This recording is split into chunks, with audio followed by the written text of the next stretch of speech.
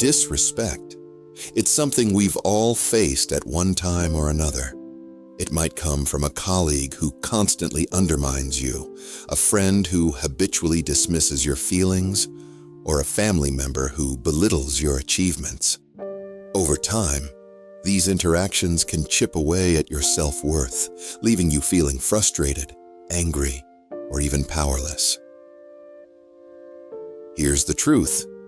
You're not powerless. In fact, you have more control than you think, not over how others treat you, but over how you respond to it. Today, we're diving into timeless wisdom from ancient philosophy and modern psychology to explore practical ways to deal with disrespect. It's about maintaining your dignity, your peace, and your power, regardless of how others behave. As Epictetus, the great Stoic philosopher, once said, "It's not what happens to you, but how you react to it that matters." So how do we respond to disrespect in a way that reflects our true strength? Let's explore. Part 1. Stoic Perspective.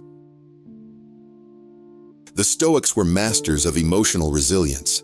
They lived in a time of great external hardships, war, political chaos, personal loss, yet they developed a philosophy that focused not on changing the world, but on changing ourselves. When it comes to dealing with disrespect, Stoicism offers us a profound lesson. Control what you can control and let go of the rest. Think about it. Someone's rude remark or dismissive behavior is entirely out of your control. You can't dictate how they act, but what you can control is your inner response. And this is where the Stoics teach us to find our power. As Epictetus said, "If anyone tells you that a certain person speaks ill of you, do not make excuses about what is said of you, but answer, 'He was ignorant of my other faults, else he would not have mentioned only these.'" This quote reflects a deep truth. What others say or do cannot diminish your value unless you allow it to. By focusing on what's in our control, our thoughts, our actions, and our responses, we take ownership of our emotional experience. We can choose not to internalize their disrespect. The next time someone disrespects you, pause. Ask yourself, is this within my control? If the answer is no, you've already taken the first step toward freedom. You've chosen not to let their behavior determine your inner peace. Part 2. Taoist Perspective.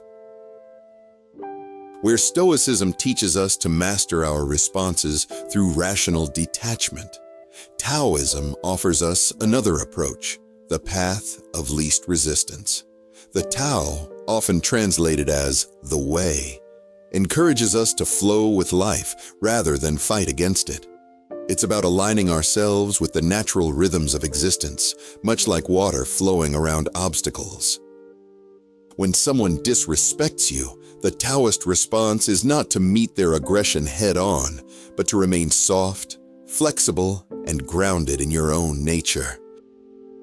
Lao Tzu, the author of the Tao Te Ching, reminds us that water is fluid, soft, and yielding, but water will wear away rock, which is rigid and cannot yield.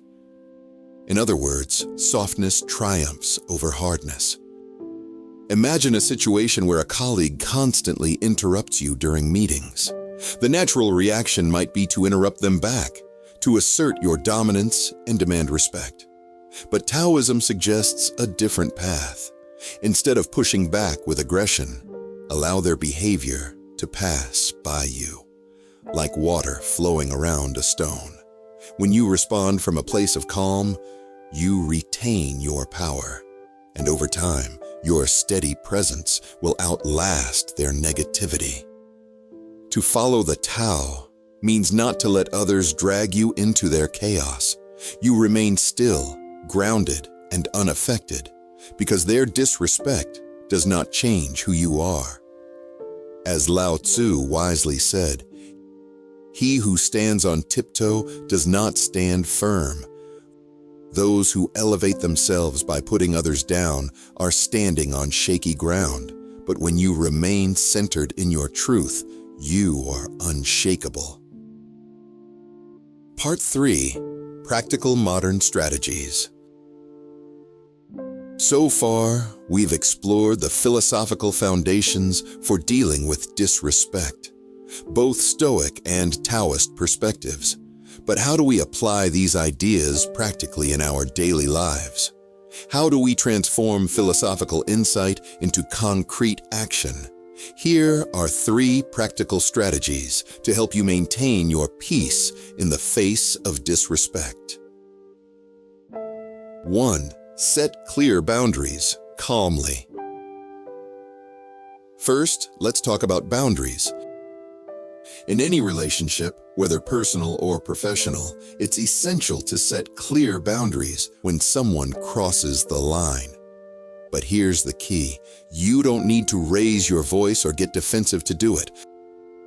Calmly communicate your needs. For example, you might say, "I've noticed that when you speak to me in that way, it feels disrespectful. I value respectful communication, and I'd appreciate it if we could find a way to interact that works for both of us." Let's say a coworker frequently makes snide remarks about your work. Instead of firing back with criticism, you calmly state your boundary. "I prefer to discuss feedback in a constructive way. Let's keep it professional." This isn't about being passive, but about being assertive with grace. 2. Practice emotional detachment. Next, emotional detachment. Disrespect often triggers an emotional response: anger, hurt, frustration. But what if you could detach from those emotions and view the situation objectively? In psychology, this is known as emotional distancing. This means recognizing that someone else's behavior is a reflection of their inner world, not yours. By detaching emotionally, you take a step back and see their actions for what they are: a projection of their own insecurities, frustrations, or ego. Here's a simple exercise you can try. Next time someone disrespects you, mentally observe the situation as though you were a third party. Instead of immediately reacting, pause and ask yourself, what's really going on here? Is this about me, or is it more about them? This moment of reflection can save you from getting drawn into unnecessary conflict.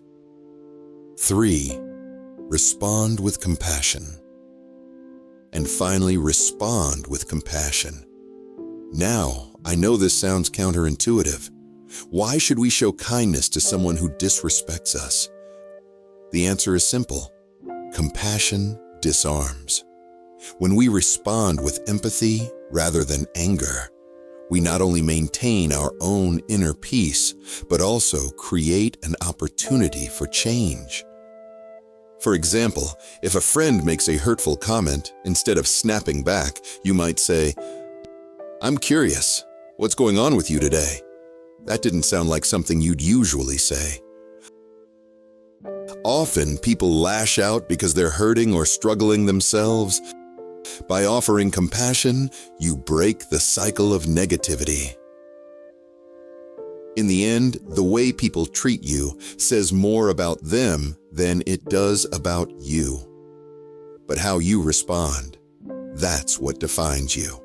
Whether you take the Stoic path of controlling your response, the Taoist path of flowing around obstacles, or a more modern approach of setting boundaries and detaching emotionally, you always have a choice. You can choose to rise above. As Viktor Frankl, a Holocaust survivor and brilliant psychologist, once said, "Between stimulus and response, there is a space.